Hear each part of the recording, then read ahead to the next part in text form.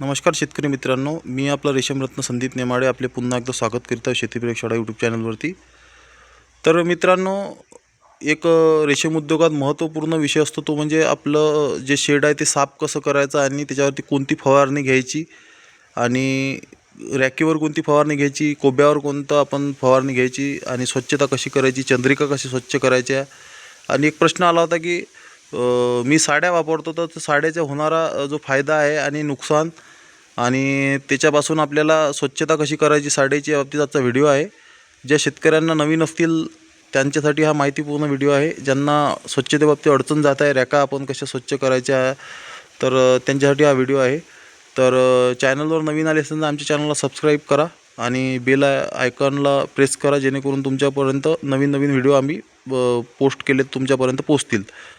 तर चालू करूया। तर बघा मित्रांनो, आपण स्वच्छता करताना दोन विषयाकडे आपण लक्ष केंद्रित करणार आहोत। एक म्हणजे आपण कोणतं जे स्वच्छतेचं औषध कोणत्या ठिकाणी चालणार आहे याबाबतीत माहिती घेणार आहोत। तर हे रॅक आहे, हे लोखंडाची रॅक आहे आणि याच्यावरती काही शेतकरी ब्लिचिंग मारतात, तर ते चुकीचं आहे। हे गंजतं आणि नंतर मग ते लवकर खराब होतं आणि त्याचे होणारे दुष्परिणाम आपल्या रॅका कमकुवत होऊन बॅच चालू असताना ते मोडण्याचा खूप मोठी भीती असते। तर याच्यावरती आपण ब्लिचिंग पावडरची फवारणी किंवा ब्लिचिंग डायरेक्ट टाकू नये। तर याच्यावरती टाकायचं काय, तर त्याच्यावरती खूप बरेचसे औषध आलेले आहेत। तुम्ही याच्यावर अस्त्र फवारणी करू शकता रॅकेवरती आणि फवारणी करून बघा, आपल्या आता 2017-18 पासून रॅक आहेत, पण जंग अजून आलेलं नाही आहे। एक वेळेस कलरिंग केली होती सुरुवातीला, नंतर कलरिंग पण केलेली नाही आहे। तर हे आपण कसं स्वच्छ करतो, तर आपण हे असं सेरी स्वच्छ नावाचं औषध मिळतं आपल्या रेशीम दुकानावरती। तर हे आणून आपण काय करायचं, हे एक पूर्ण पॉकेट मिळतं आणि याची प्राईस 130 रुपयापर्यंत आपल्याला खर्च याचा दिलेला आहे आपण। तर हे 100 लिटरच्या पाण्यामध्ये 100 ग्रॅम हे पॉकेट आहे, हे मिक्स करायचं आणि याच्यावरती आपण याच्यामध्ये 2 पुड्या निघतात। तर ह्या 2 पुड्या आपण चांगलं स्वच्छ पाणी घ्यायचं, प्लॅस्टिकचा कोणताही टँक घ्यायचा, लोखंडाचा शक्यतोवर घेऊ नये। आणि हे याच्यामध्ये 2 पुड्या असतात, तर एक पुडी आपण मोठी पुडी याच्यामध्ये टाकली तर एक छोटी पुडी येतं, ते नंतर टाकावं आणि लाकडाच्या काठीनं हे द्रावण ढवळून आपण 100 लिटर पाणी तयार करायचं आहे आणि या रॅकेवरती फवारणी करायची आहे। जेणेकरून काय होतं, याच्यामध्ये जे हे खूप बारीक सूक्ष्म जे बॅक्टेरिया असतात, फंगस असतात, तर हे मरून जातील आणि आपलं अळीला रोगराई होण्यापासून आपण वाचू शकतो आणि रॅक पण गंजणार नाही तुमची। आणि हे आपण कोणत्या ठिकाणी वापरू शकतो, हे रॅकीवर पण वापरू शकतो, त्याच्यानंतर आपण जमिनीवर पण वापरू शकतो। तर हे दोन्ही ठिकाणी चालतं, पण ब्लिचिंग रॅकीवर मारायची नाही, फवारणी पण रॅकीवर करायची नाही ब्लिचिंग। त्याच्यामुळे पंप खराब होतात, आपल्या आतमधील जे मेटलचे वस्तू असतात पंपाच्या मशीनमध्ये ते खराब होतात, असे बरेचसे प्रॉब्लेम होतात। त्याच्याकरता हे सेरी स्वच्छ आहे। अस्त्र मिळतं, अस्त्र पण फवारणी करू शकता तुम्ही। तर हे झालं। आणि एक अजून प्रश्न होता की बऱ्याचशा शेतकऱ्यांचे रोगग्रस्त अळ्या निघतात, मग ते फ्लॅचेरीच्या अळ्या असल्यामुळे ते कोब्यावरती त्याचे खूप मोठ्या प्रमाणात लाल कलरचे डाग पडतात। तर ते कसे काढायचे, तर बघा आता मी हा व्हिडिओ बनवताना एक सुरुवातीचा भाग टाकलेला नाही आहे, पण याच्यामध्ये बघा तुम्ही, आता याच्यामध्ये हे डाग आहेत, हे डाग आहेत। एखाद्या ठिकाणी अळी पडली आणि ते डाग पडला तर काय करायचं, त्याच्यावरती ब्लिचिंग पावडर थोडंसं पाणी मारून घ्यायचं शेडमध्ये पातळ। नंतर आपण याच्यावरती ब्लिचिंग पावडरचा बारीक एक लेअर सारखा जसं आपण अळीवर डस्टिंग करतो तसं डस्टिंग करायचं आहे आणि हे 1 दिवसासाठी सोडून द्यायचं आहे। पण लक्षात ठेवा मित्रांनो, या रॅकवरती कोणत्याच प्रकारे हे ब्लिचिंग गेलं नाही पाहिजे, खूप सावधानीनं हे ब्लिचिंग हे करा। तर हे डाग एका दिवसात निघून जातील। म्हणजे सुरुवातीला पाणी थोडं याच्यावरती टाकायचं कोब्यावरती, फरचीवरती, आणि नंतर ब्लिचिंग पावडर त्याच्यावरती पातळ थर टाकायचा, नंतर ते डाग निघून जातात आणि खूप लवकर निघतात। तर अशा प्रकारे आपण जे डाग आहेत आपल्या शेडमध्ये ते आपण सहजरित्या काढू शकतो। तर आता आपण आपल्या चंद्रिकाकडे कसे धुणं चालू आहेत ते बघूया। तर मित्रांनो, चंद्रिका आपण धुण्यासाठी बराचसा परिश्रम घेतो आणि नंतर मग आपल्याला ते प्लॅस्टिकच्या टाकीमध्ये शेतकरी डुबवतात आणि त्याच्यापासून शेतकऱ्यांना खूप बराचसा कालावधी लागतो याला स्वच्छ करण्यासाठी. काही शेतकऱ्यांना माहीत पण नाही आहे, नवीन शेतकऱ्यांना, की हे स्वच्छ कसे होतात. तर मित्रांनो बघा, हे एक टाकी आहे. हा टँक मी रेडीमेड बनवलेला आणला होता. एक बाज आहे. तर हे आपण याच्यामध्ये टोटल 8 आपले म्हणजे 80 चंद्रिका वन टाईम धुता येतात. तर तुम्ही तुमच्या चंद्रिका धुण्यासाठी 3.5 बाय 3.5 आणि 3 फूट उंच असा हा टँक घ्या.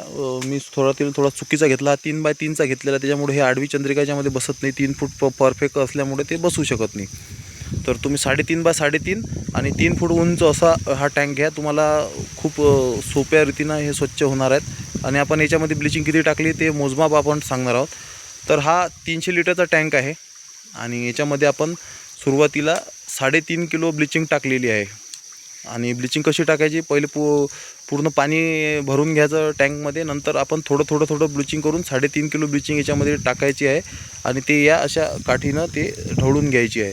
आणि नंतर त्याच्यामध्ये ही अशी डुबवून घ्यायची आहे. आणि हे किती वेळ डुबायची आहे, तर हे आपण अर्धा तास पाऊण तास ठेवायची आहे. आणि नंतर बघू शकता तुम्ही अर्धा पाऊण तासामध्ये याच्यामध्ये जे धागे आहेत, आता याच्यामध्ये बघून घ्या किती धागे प्रकार अडकलेले आहेत, पण हे बघा किती स्वच्छ झालेली आहे.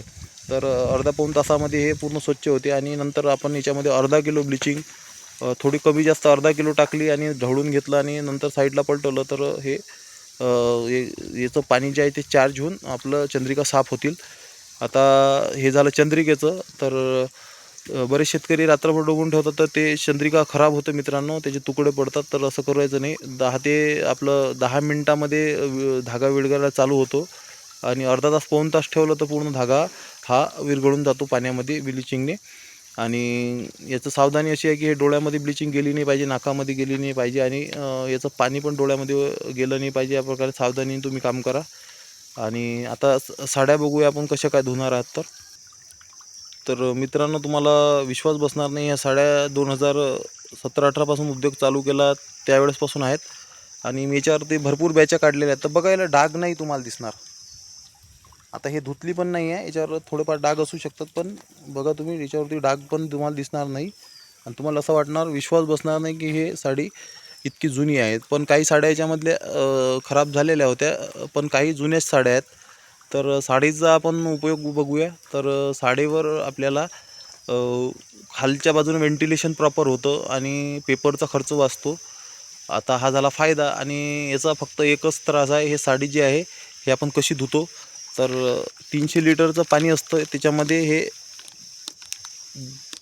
हे 2 पॉकेट आपण टाकत असतो, 1.5 ते 2 पॉकेट टाकत असतो.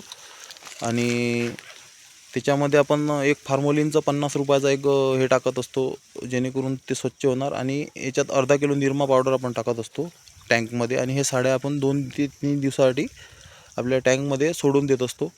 तर ते सोडल्यामुळे काय होतं, आणि त्याच्यात एक पाव आपण ब्लिचिंग पावडर एका प्लॅस्टिकच्या याच्यामध्ये घेऊन ते टाकून ते ढवळून चांगलं त्याच्यामध्ये हे डुबवून देत असतो. त्याच्यामुळे काय होतं, पूर्ण साड्या स्वच्छ होऊन जातात. आणि याला उन्हात वाळू घातल्यामुळे काय होतं, हे पूर्ण स्वच्छता झाल्यामुळे रोगराई पसरत नाही.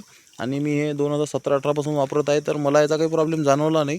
बरेच शेतकरी म्हणतात रोग येतात, पण ते काही कारणं स्वच्छ बरोबर न केल्यामुळे पण येऊ शकतात. तर अशा प्रकारे मी स्वच्छता करत असतो. आणि राहिला विषय आपला खर्चाचा, तर बघा, पेपर 400-500 रुपयाचे पेपर दर प्यायचीला आपल्याला होतात.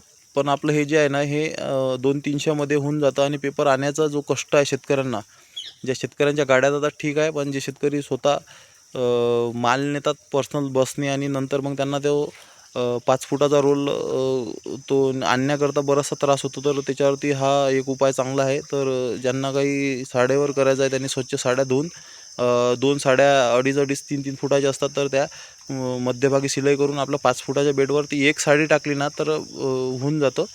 तर अशा रीतीनं आपण हे साड्या स्वच्छ करत असतो. तर स्वच्छतेबाबतीत नक्की जागरूक राहा शेतकरी मित्रांनो. आणि आपल्या जे रेशीम आहेत, रेशीम किडे आहेत, तर त्यांना आपण चांगल्यात चांगलं स्वच्छता केलेलं सामान आणि चांगला त्याच्यावरती पाला, वातावरण आणि वेळेवर त्याच्यावरती आपण पाला देणे हे काम करावे आणि आपलं उत्पन्न वाढवावे. तर हा होता आजचा व्हिडिओ. तुम्हाला कसा वाटला? चांगला वाटला असेल तर दुसऱ्या शेतकऱ्यांना नक्की शेअर करा. चला तर मग भेटू पुढच्या व्हिडिओत. तोवर नमस्कार.